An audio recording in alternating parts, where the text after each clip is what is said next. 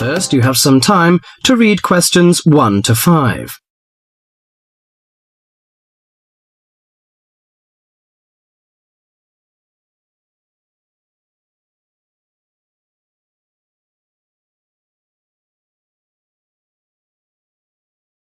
Now listen to the conversation and answer questions 1 to 5.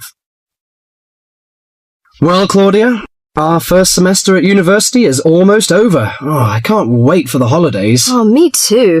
Why don't we go somewhere far away and forget about lectures and essays and all that hard work? Sounds good to me. How about if we go to the coast? It would be great to do some swimming and surfing. The coast would be good, but let's look at our other options. There are the mountains. They're nice and cool at this time of year. There's also the desert, which I really enjoyed last year. What about going to Sydney? I've never been there, and they say it's a great city to visit. Well, I agree. Sydney would be good, but there are too many tourists there at this time of year, and I'd rather get away from buildings and cars. I vote for the mountains. All right, then, let's do that. Now, we have to decide where we're going to stay and how we're going to get there. Any suggestions? Well, for places to stay, there are the usual places, motels, hotels, and youth hostels. We can go camping too. I'm afraid I'm not a very good camper. I tend to feel a bit frightened sleeping outdoors. All right, we'll forget about camping. So, what do you prefer?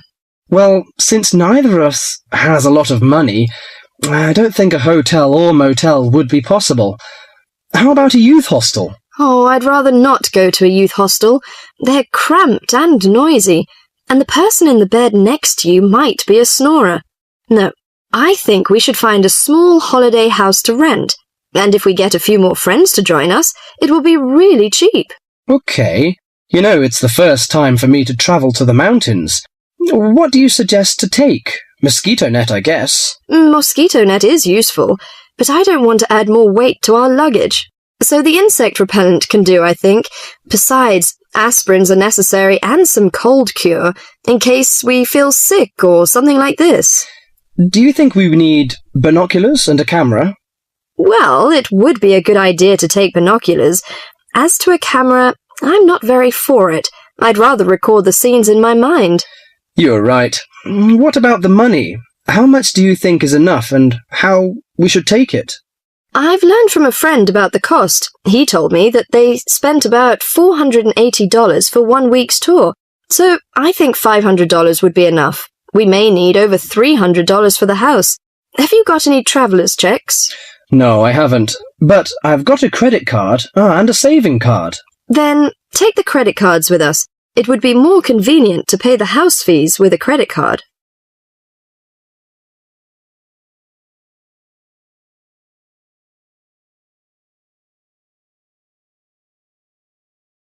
Before the rest of the conversation, you have some time to read questions 6 to 10.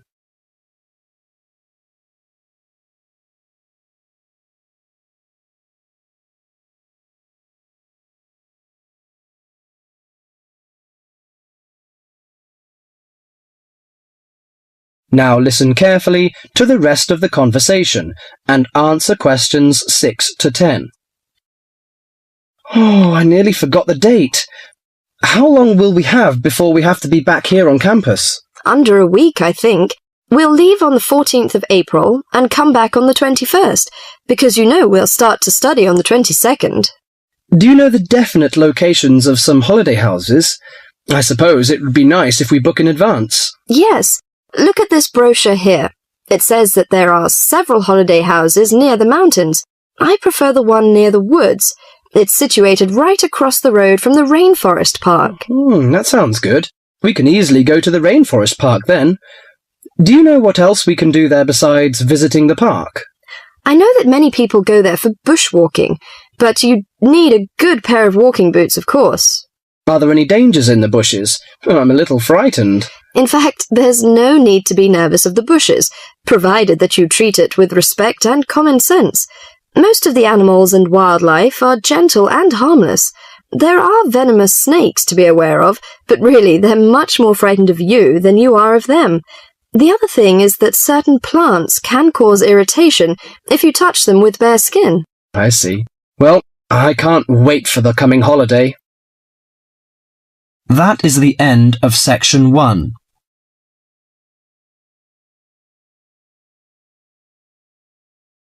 You now have half a minute to check your answers.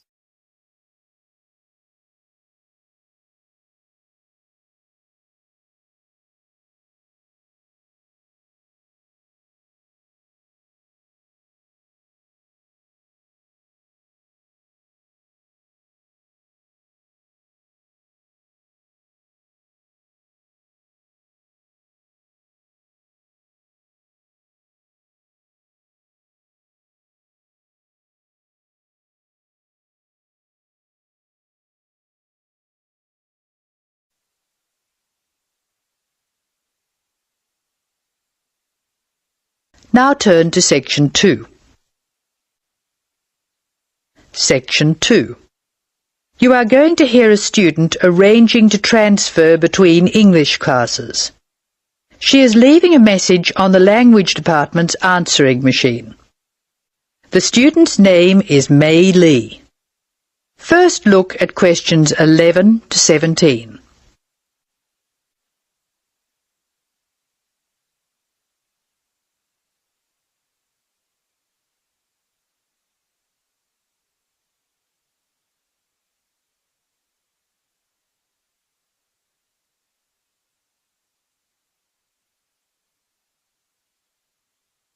As you listen to the first part of the talk, answer questions 11 to 17.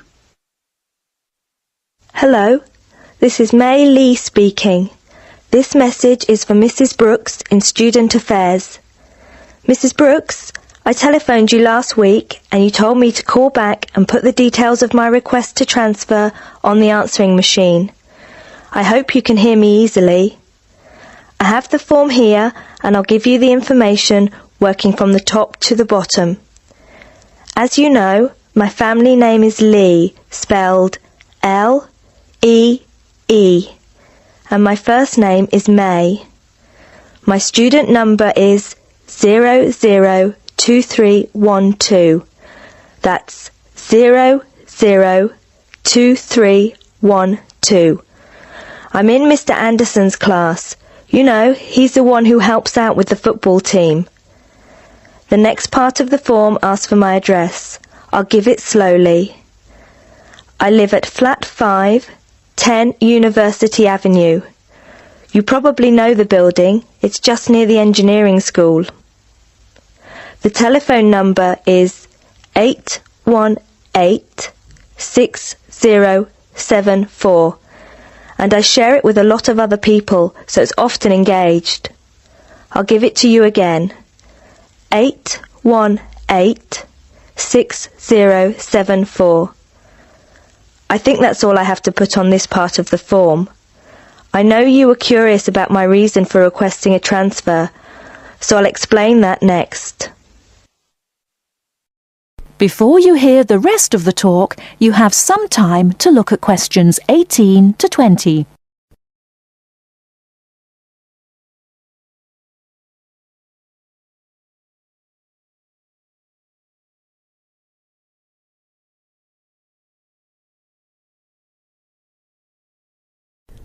Now listen and answer questions 18 to 20.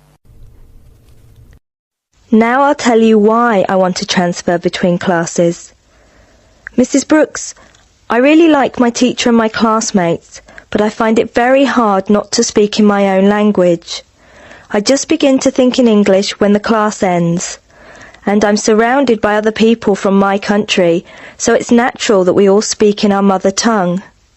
I have been looking around for a class where there are very few other people from my country, so I'll be forced to use English. The best class I can find is the evening class, which begins at 6 p.m. Most of the students in that class come from countries which speak Spanish, and I can't speak a word, so I must use English. I have an Italian friend in the class, and she tells me there are 2 Hong Kong Chinese, 6 Spanish speakers, and 1 Japanese student. She says most people speak English at the break, although sometimes the Spanish slip into their own language. I checked the class list and 2 students have dropped out of the evening class, so there should be room for me. Could you please see if I can join the class? I'm not sure what the class number is, but the evening class I want is in room 305 of the Trotter building. The class I'm in now is next door to the Trotter building in Prince Tower, so it's very easy for me to find my way to the new class. I'm not going home until late today, so could you please leave a message for me at my friend Margaret's house? Her number is 812-7543, and she has an answering machine. I do hope you can transfer me, Mrs. Brooks. If there is any more information you need, please call me. Thank you very much. That is the end of section 2. You will now have some time to check your answers.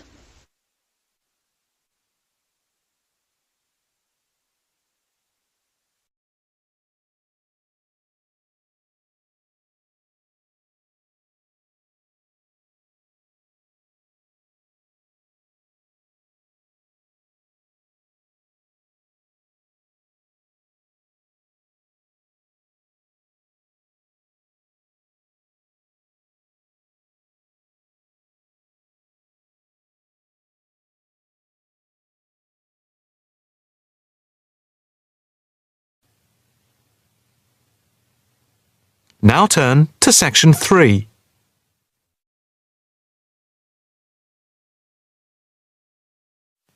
Section 3. You will hear a female and a male student talking about the mock exams that they have just taken. First, you have some time to look at questions 21 to 25.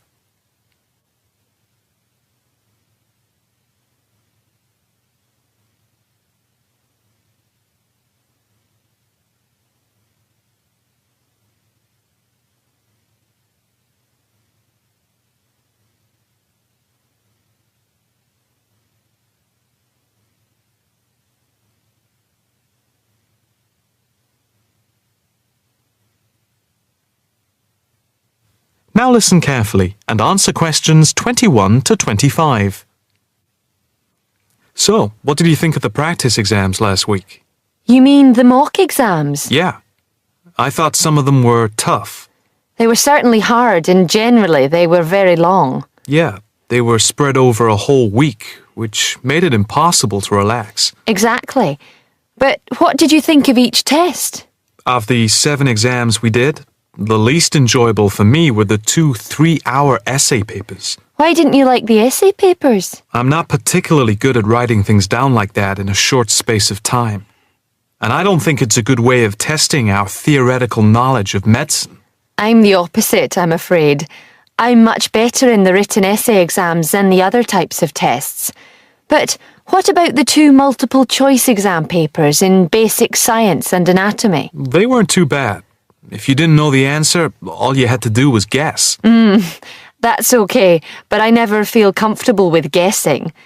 And you know that there is research that shows that women are disadvantaged when doing multiple choice questions compared to men. You've mentioned this before, but I'm not sure I believe it. It's true. Multiple choice questions benefit men more than women.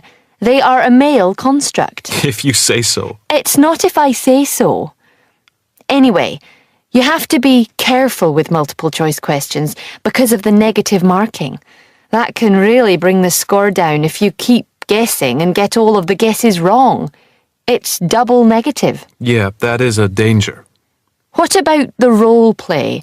Did you like that? Yeah, with the actors and actresses as simulated patients. Yeah, I thought that was by far the best part of the exam. Why was that? What I liked about it was during the 24 test stations, we had a chance to show what we know about communicating with patients and show our practical medical knowledge, etc. Yes, I think I agree with you there. I enjoyed all of the stations, but I can tell you I was tired at the end. I have done a practice exam with 12 test stations, but not 24. It was exhausting, but also exhilarating. I agree completely. It lasted nearly 4 hours in total with the break. For the rest of the conversation, you have some time to look at questions 26 to 30.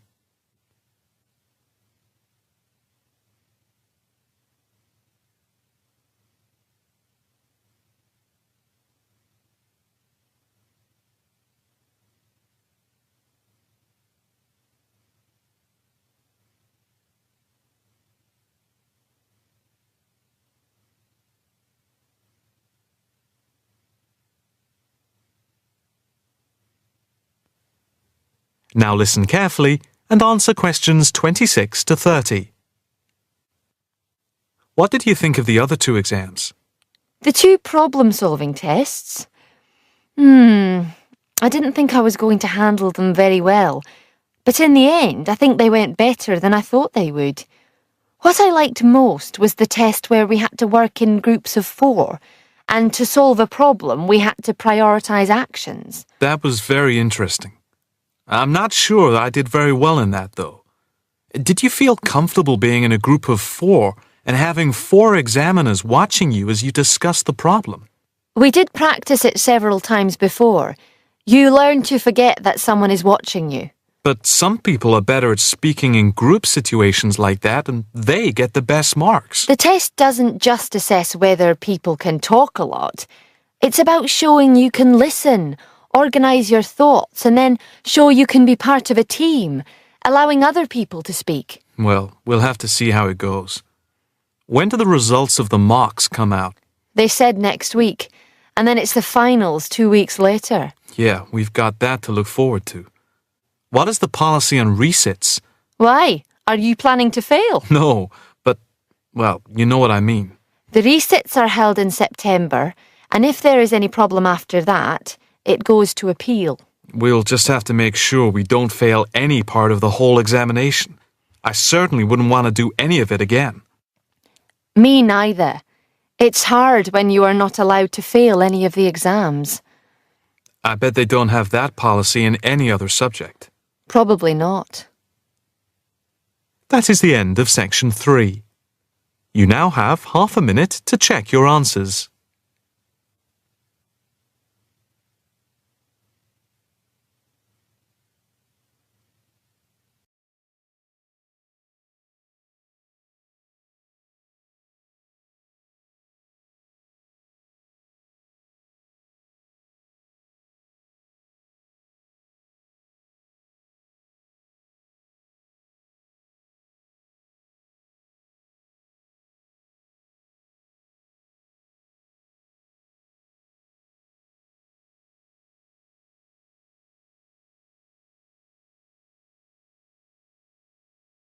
Section 4.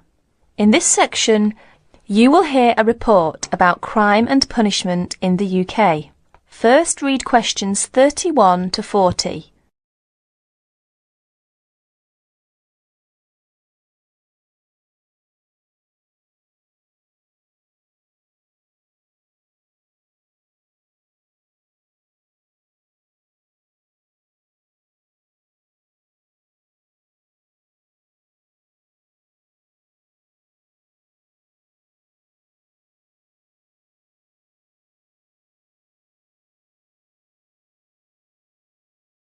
Listen to the report and answer questions 31 to 40. Like many other countries, Britain has experienced a great increase in criminal activity of nearly every kind. Nearly 5 times as many acts of violence were reported to the police in 1997 as 20 years before. Although most burglars are not caught, those who are caught overload the courts and prisons. Although the courts try, in theory at least, to use probation, community service, and other devices to avoid sentencing people to prison.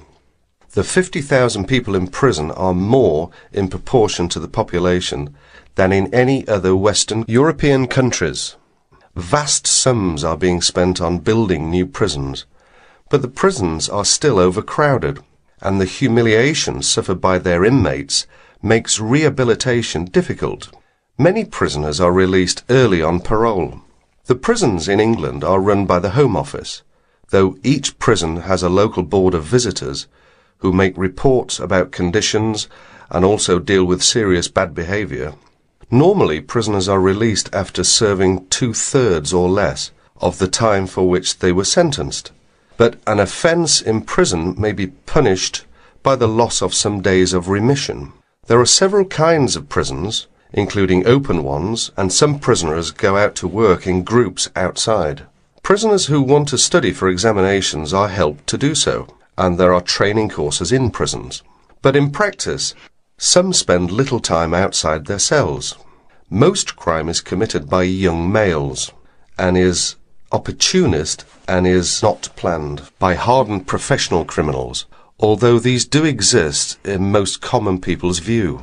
Crime tends to be concentrated in large cities and urban areas. About 94% of offences recorded by the police in England and Wales are directed against property, but only 5% involve violence. Rising affluence has provided more opportunities for casual property crime. In 1977, for example, car crime was only 1/10 of total crime, but this has risen to about 28%. The demand for and supply of illegal drugs had been an increasing factor in the incidence of crime in recent years. Regular crime surveys are undertaken in England and Wales, Scotland and in Northern Ireland. In 1999, a survey in England and Wales asked respondents for information about how crime had affected them in 1998.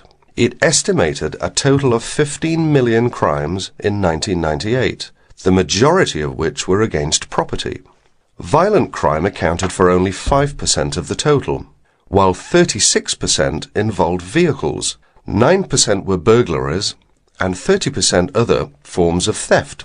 These surveys, the fifth of which is in progress, indicate that many crimes go unrecorded by the police, mainly because not all victims report them. That is the end of section 4. You will have half a minute to check your answers.